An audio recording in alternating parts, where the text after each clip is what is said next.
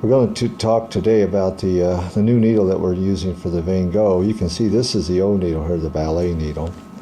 The new needle is right here. We're going to remove the cap. You can see it's a lot different. We'll focus in.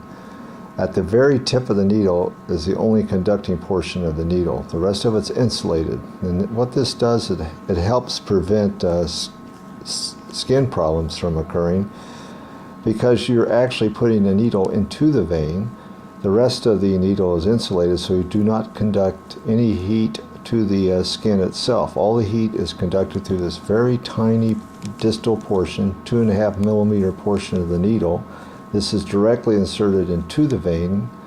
As the VeinGogh fires, you just inject this, you just insert this needle into the vein, and actually the needle is all subcutaneous for the most part, and so you don't really affecting the surrounding skin.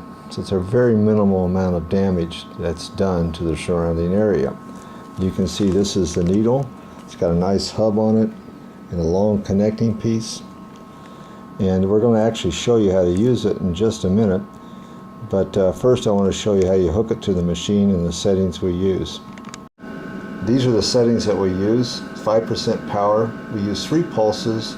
And we actually use the auto pulse. We'll turn that on in a little bit when we actually do the procedure and show you. But these are the settings we use. 5% power. You rarely ever have to go above that with this needle. This needle allows you to use minimal amount of power compared to the ballet needle, where more power was needed to affect damage. And with the old needle, you actually had a lot of skin stigmata with tracking that you do not have with the new needle. I'm going to do these veins on the lateral aspect of the leg here. You can see we're going to use the VeinGogh. I'm going to show you the technique here in just a second. We apply ice just for about 5 seconds, and then you'll see how I actually do the procedure. See, we're going to do this area right here. Apply ice for about 5 seconds. This just cools down the skin, makes it a little bit more comfortable. When you actually do this procedure, you place the needle perpendicularly. As it fires, you insert it.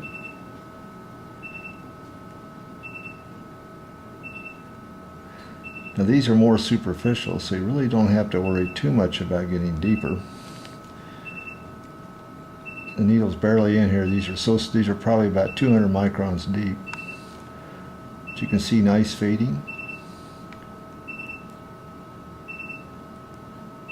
When I see this little area puckering by the needle, I put ice on a little bit longer. This just cools down the skin a little bit more. Stretch the skin a little bit to see the veins nicely.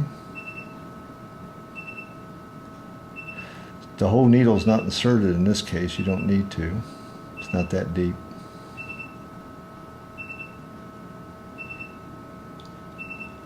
If you have a vein that doesn't clear, you can leave it in there to let it fire a little bit longer.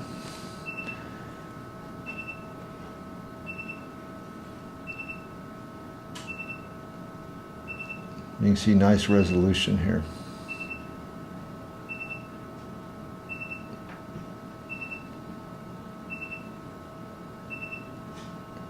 Okay. This is about 10 minutes post VeinGogh, and you can see that there's good resolution of the veins now. There's some redness which is present. All skin sequelae usually fade away in about 2 weeks. We see very little tracking with this device now that the new needle's being used.